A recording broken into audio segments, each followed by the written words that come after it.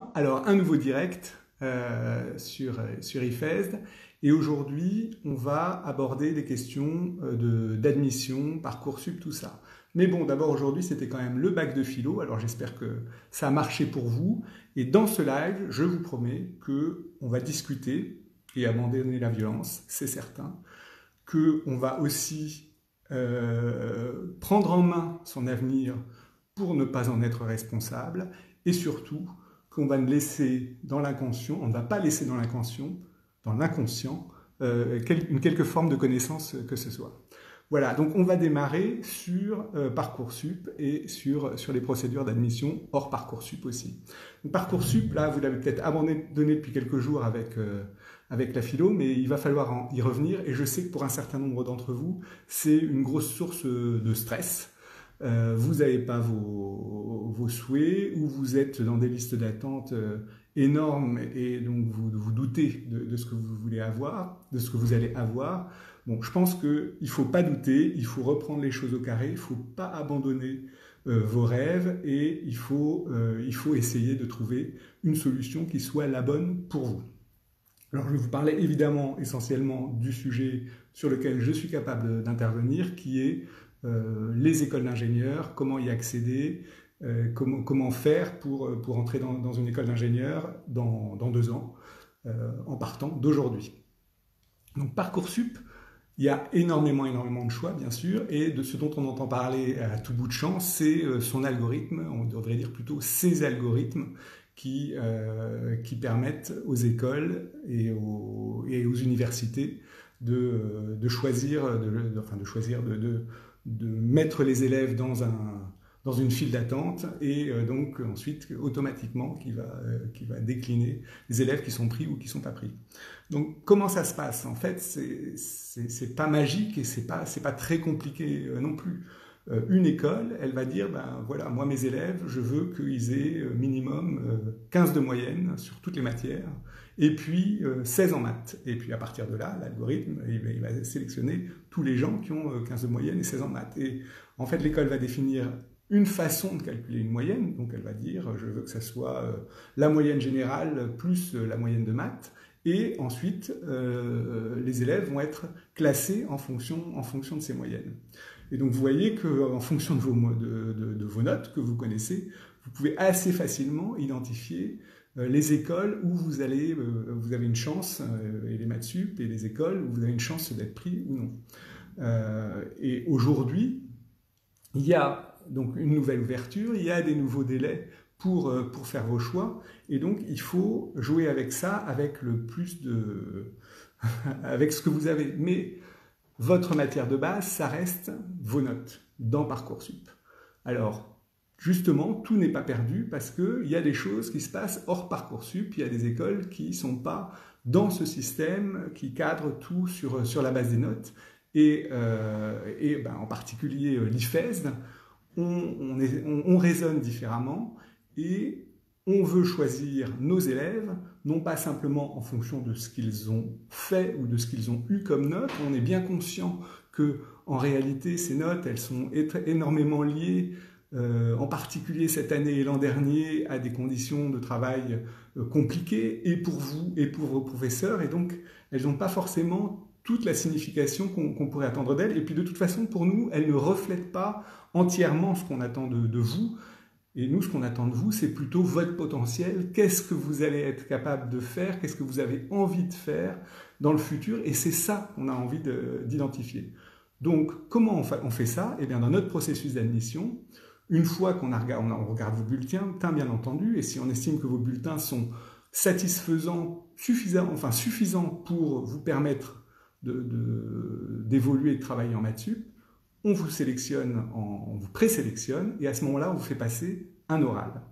Et on vous fait passer un oral, en fait, on vous fait passer un entretien plutôt qu'un oral. Mais cet entretien, effectivement, la façon dont on va le démarrer, ça va être à partir de votre oral de bac, puisque dans votre oral de bac, vous avez 10 minutes à la fin où vous devez expliciter ce que vous voulez faire dans le futur. Donc on va repartir de ça, on va vous demander de repartir de ça, on va vous demander de nous raconter ça, et à partir de là, on va entamer une discussion sur qu'est-ce que vous voulez faire, comment vous voulez le faire, quelles sont vos qualités en particulier de curiosité, est-ce que vous vous sentez en confiance, est-ce que vous avez des craintes sur sur votre propre façon de travailler, et on va essayer de comprendre comment vous fonctionnez. On va essayer de comprendre comment vous fonctionnez, et comme on est quand même des matheux, nous aussi, on va noter ces choses-là, et on va les noter sur 4 critères différents, qui sont votre curiosité, votre appétence à la connaissance, d'une part. D'autre part, la confiance que vous pouvez avoir dans l'institut dans lequel vous allez rentrer, la confiance que vous allez, dans laquelle qu'on va avoir en vous. Donc on va faire comme ça une note de la façon dont vous présentez de ce point de vue-là. On va noter aussi votre engagement, c'est-à-dire quand vous faites quelque chose, ce qu'on va essayer d'identifier avec vous, c'est qu'est-ce que vous avez fait et comment vous vous engagez dans ce que vous faites. Est-ce que quand vous faites quelque chose, vous donnez tout? Est-ce que vous variez souvent? Voilà. Et donc on va noter ça aussi. Et en dernier lieu, ce qui nous plaît, c'est des gens qui ont un grand esprit d'équipe, et donc on va essayer d'identifier ça. Si vous faites un sport, si vous faites des activités en dehors de l'école, si à l'école vous êtes dans le groupe, enfin voilà, comment est-ce que vous vous comportez en groupe? C'est vous qui allez nous raconter cela, et on va aussi essayer d'identifier. Et donc vous voyez, notre évaluation de votre profil, il va se faire sur ces 5 critères, du coup, à la fois les notes, mais ces 4 autres critères, si bien que les notes, elles se diluent finalement dans l'ensemble, et c'est sur cet ensemble qu'on va avoir envie de vous faire entrer dans notre école. Parce que ce qui nous intéresse, et je le répète, et c'est vraiment essentiel, c'est pas tellement ce que vous avez fait l'an dernier, c'est ce que vous pouvez faire l'an prochain et ce qu'on va faire avec vous. Nous, notre objectif, de toute façon, c'est de vous prendre tel que vous êtes et de vous amener en 2 ans à la meilleure école d'ingénieur possible. Et c'est ce qu'on va faire avec vous, individuellement, tel que vous êtes. Vous voyez, c'est ça qu'on va commencer à identifier et à caractériser avec vous dans cet entretien d'admission à l'IFES.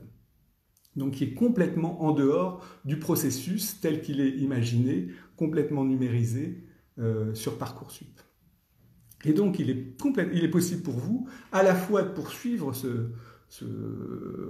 cette démarche sur Parcoursup et de continuer à vous motiver et à trouver votre chemin là-dedans, et puis complètement en parallèle, vous vous inscrivez à l'IFES, vous faites ce processus d'admission et vous assurez une place dans une prépa qui va vous conduire là où vous le souhaitez. Donc n'ayez pas peur de chercher toutes vos possibilités et de les approfondir, c'est maintenant qu'il faut le faire. C'est maintenant qu'il y a encore des places, c'est maintenant qu'on vous attend dans notre processus d'admission. Et donc, ce processus, évidemment, n'a aucun impact sur votre processus Parcoursup que vous pouvez poursuivre en parallèle. Et même si vous décidez, justement, la différence, c'est que lorsque vous acceptez une école hors Parcoursup, ça ne vous empêche pas de continuer à voir comment vos vœux évoluent sur Parcoursup. Alors, la grande question que certains d'entre vous se posent, c'est, mais toutes ces études, c'est cher, ça coûte combien? Alors, quand on regarde les maths sup, les prépas, les écoles d'ingénieurs, c'est sur 5 ans. Ce sont des études qui sont plus chères que la fac en général, un peu plus chères que la fac, ça dépend énormément de comment on s'y prend, et on va peut-être voir ça un petit peu mieux, mais ce sont des études qui derrière donnent un emploi, et un emploi qui est qui est vraiment bien rémunéré, et qui en plus, dont les salaires évoluent tout au long de la vie. Donc, les écoles d'ingénieurs, les études d'ingénieurs, c'est des études qui valent le coup d'être payées, ça c'est certain.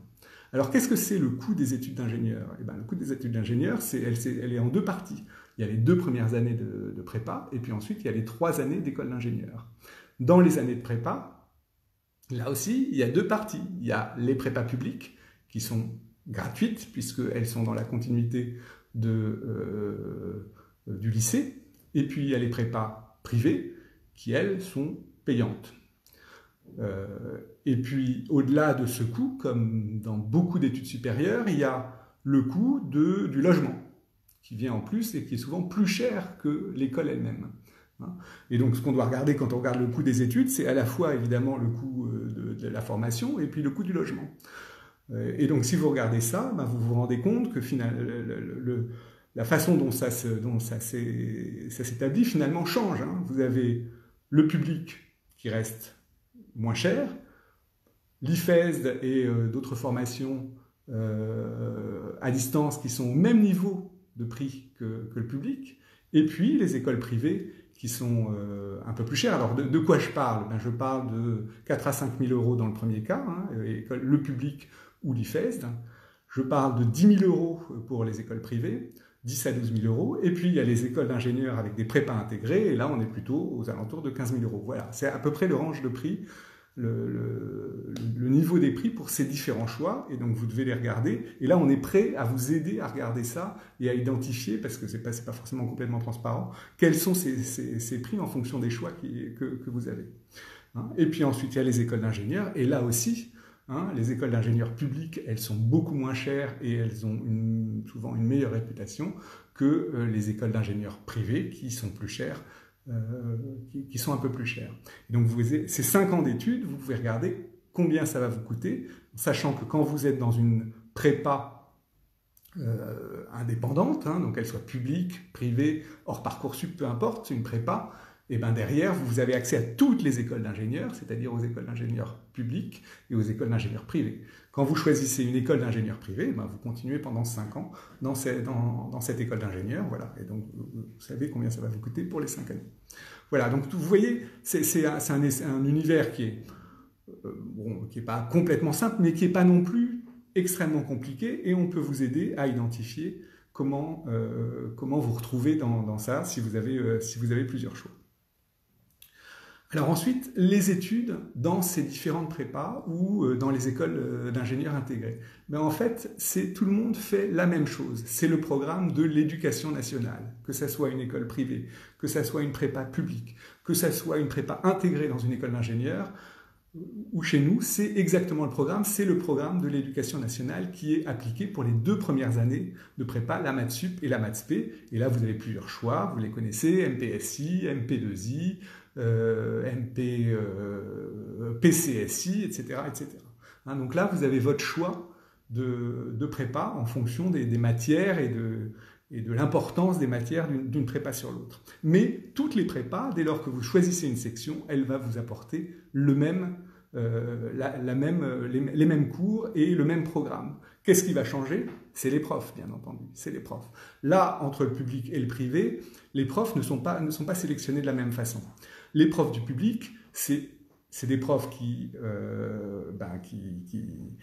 ont fait des études de professeurs, qui ont obtenu l'agrégation, et puis au bout d'un certain nombre d'années, ils demandent à être affectés dans une maths sup, et puis ils sont affectés dans une maths sup. Voilà. Et donc c'est un processus administratif qui permet aux professeurs d'accéder à cet enseignement. Dans le privé, c'est différent, bien entendu. Dans le privé, ce sont les établissements privés, l'IFESD, Stanislas, Ginette, qui choisissent leurs professeurs, qui sélectionnent leurs professeurs en fonction des objectifs qu'ils se donnent pour la prépa. Et donc là, nous, comment est-ce qu'on a sélectionné nos professeurs? Eh bien, on a pris des professeurs qui étaient pour la plupart ingénieurs, donc qui connaissaient le processus que suivent les élèves pour obtenir leur diplôme. Donc ils n'ont pas fait, à part le professeur de physique qui lui est docteur en physique, donc qui a suivi la faculté pendant ses études, tous les autres professeurs sont ingénieurs, donc ils ont fait des maths sup, des maths spé, ils ont passé les concours, ils ont eu les très bonnes écoles d'ingénieurs, et puis une fois qu'ils étaient ingénieurs, en fait, ils se sont dit, non, finalement, moi, ma vocation, c'est pas d'être ingénieur, et ils ont choisi d'être professeurs. Ils ont choisi d'être professeurs, ils ont continué leurs études pour obtenir les diplômes de professeurs, et ensuite, ils ont choisi aussi l'IFES parce qu'ils trouvaient parce qu'on a trouvé ensemble que la pédagogie qu'on offre à l'IFES à distance, toute cette personnalisation de la pédagogie, elle était intéressante et ils avaient envie de s'y investir. Voilà comment on choisit les professeurs à l'IFES et voilà nos professeurs. Vous avez, sur le site de l'IFES, ifes.fr, vous allez trouver tous leurs profils et vous allez pouvoir voir qu'est-ce qu'ils ont fait, quel est leur cursus, pourquoi. Vous allez sans doute mieux comprendre pourquoi ils sont là. Voilà. Donc, je vous ai raconté ce pourquoi j'étais ici pour ce live, c'est-à-dire quels étaient encore vos choix et comment examiner votre problématique sur Parcoursup et hors Parcoursup pour obtenir ce que vous vouliez, en tout cas dans la filière ingénieur. Qu'est-ce que vous deviez regarder attentivement si vous êtes en train de regarder le coût des études, qui est quand même un élément très important. Et enfin, eh bien, vous donner quelques éléments concernant comment sont constitués les programmes et qui sont les gens avec qui vous allez avoir à travailler l'an prochain si vous entrez dans une maths sup, quelle qu'elle soit. Ben, merci. J'attends vos dossiers d'admission. Il y a des places à l'IFES dans les 2 maths sup, MPSI et MP2I. C'est en ce moment que ça se passe. Et pour ça, il suffit d'aller sur le site web ifes.fr et de remplir le formulaire pour rentrer dans ce processus et entamer la discussion qui vous permettra peut-être de rentrer dans notre promo de l'an prochain. Où je vous attends. Merci et à bientôt.